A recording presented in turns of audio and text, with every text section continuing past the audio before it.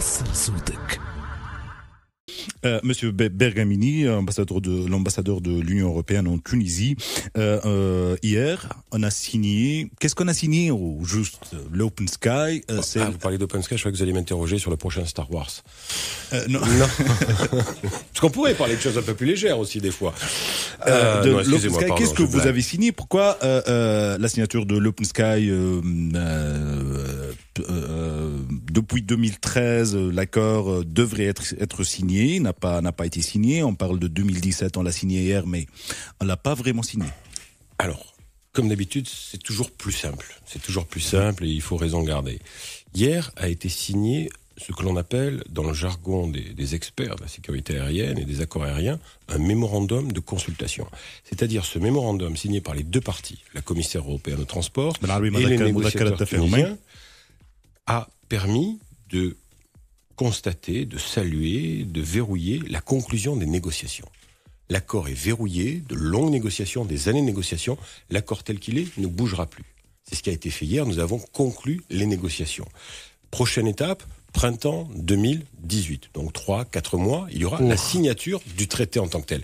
Dès lors qu'on signe ce traité, qui, comme tout traité international, devra être ratifié par les parlements, les gouvernements, etc.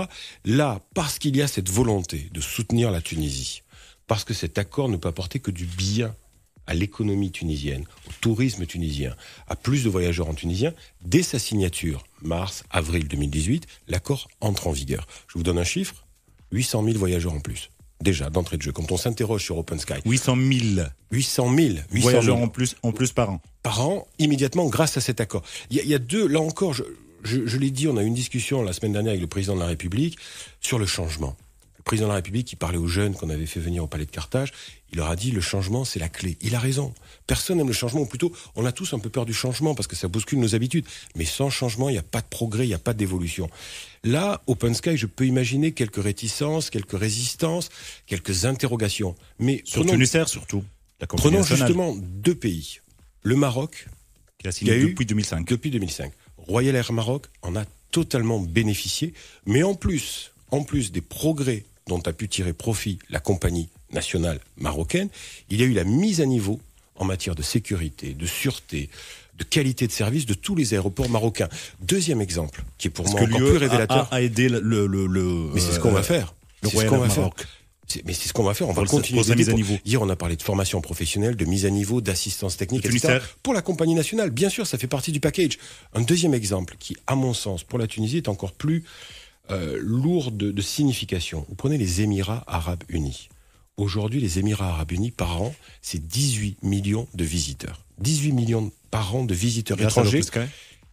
Les Émirats Arabes Unis n'ont pas l'Open Sky, mais ils le veulent. Ils pourraient se satisfaire de 18 millions, franchement. Non, ils savent qu'avec l'Open Sky, ils vont pouvoir encore faire plus et mieux. Donc imaginez-moi mon objectif avec cet accord, mon ambition, mon rêve pour la Tunisie, mais c'est pas à moi d'avoir ce rêve. Moi, je suis qu'un invité ici, et j'ai la chance d'être invité en Tunisie, je le répète, et j'y tiens. C'est un jour que la compagnie nationale tunisienne puisse rivaliser avec les plus grandes compagnies internationales. C'est ça aussi qu'il faut à la Tunisie, c'est cela que doit permettre le traité Open Sky. Vous avez parlé des jeunes. كان عندك لقاء مع رئيس الجمهورية وعدد من الشباب نهار 5 ديسمبر. اللقاء هذا كان على Erasmus+. C'est quoi ce programme? Et on va parler surtout de نحكيو على الهجرة غير الشرعية, l'immigration clandestine, et surtout الاتفاق مع الاتحاد الأوروبي حول التفاوض اللي قاعد يصير على الليكا, التبادل الحر والتبادل المعمق مع الاتحاد الأوروبي, ونحكيو على التنقل تونس نحو أوروبا, حرية التنقل بين تونس وأوروبا. هل أنه هذا اليوم يكون موجود على الطاولة? Parlons un petit peu de Erasmus+. Des jeunes en Tunisie.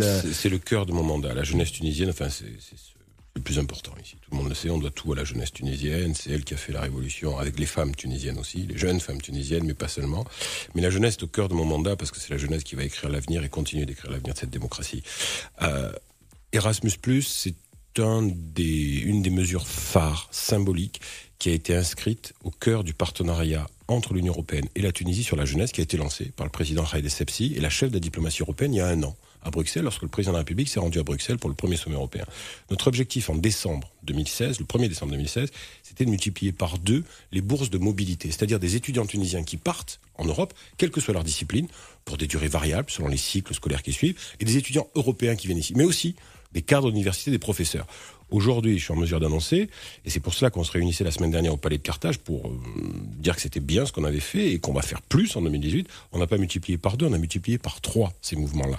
Et donc ça veut dire qu'on construit des ponts, on casse des murs, on construit des ponts, on rapproche les 2 rives de la Méditerranée entre l'Europe et la Tunisie avec la jeunesse. Je veux aller plus loin en 2018, je suis déjà en contact bien évidemment avec les autorités tunisiennes. Le président du Parlement européen était là il y a 3-4 semaines. Il a parlé d'un programme du même type pour les jeunes entrepreneurs.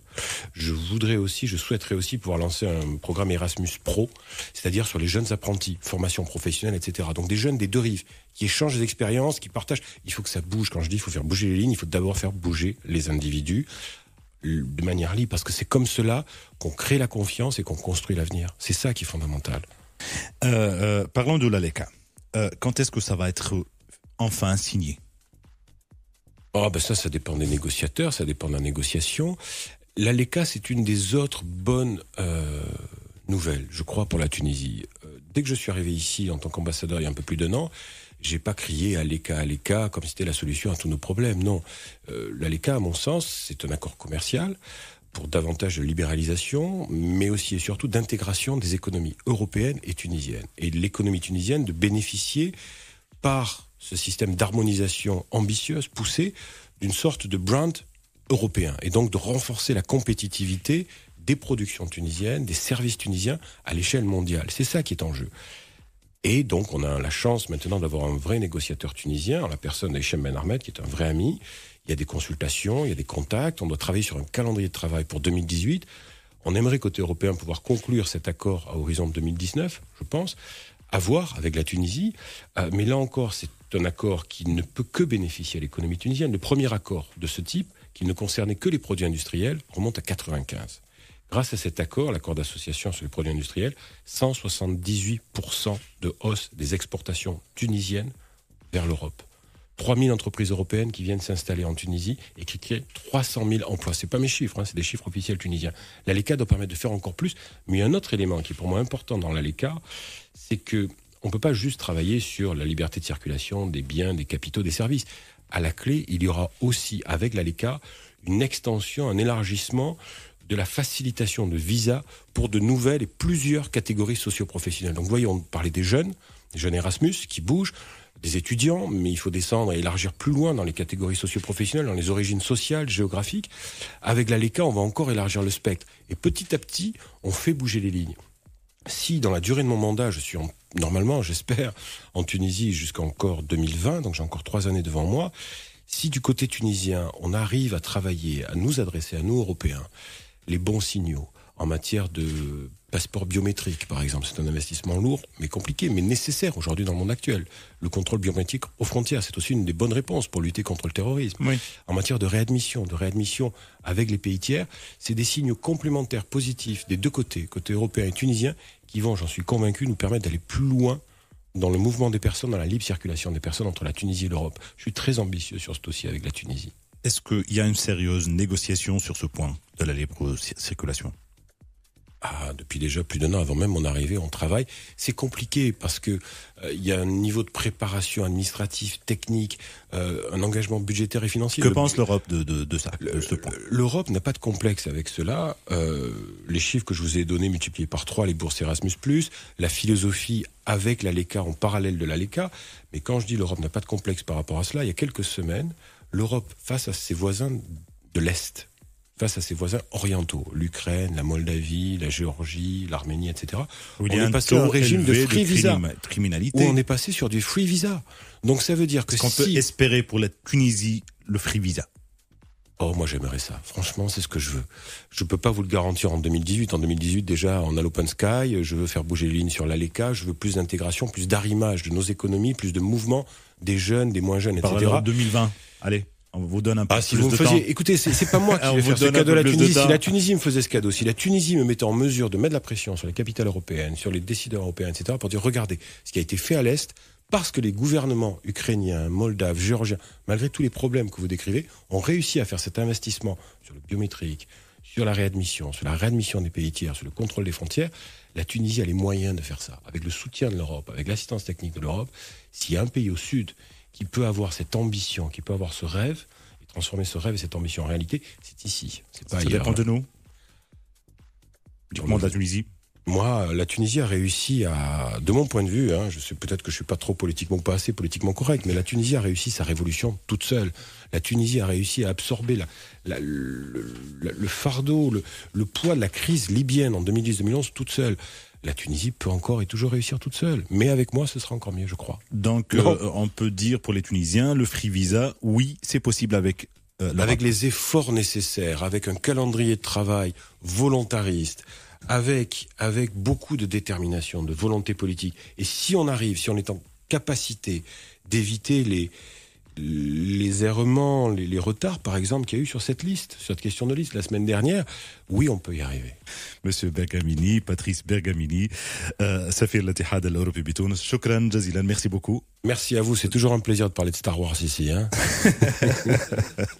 Oui, pour la libre circulation. Non, mais la prochaine fois, invitez-moi pour parler d'autre chose. La free visa, oui, ça ressemble un petit peu à ça. Merci à vous, merci infiniment. Merci beaucoup.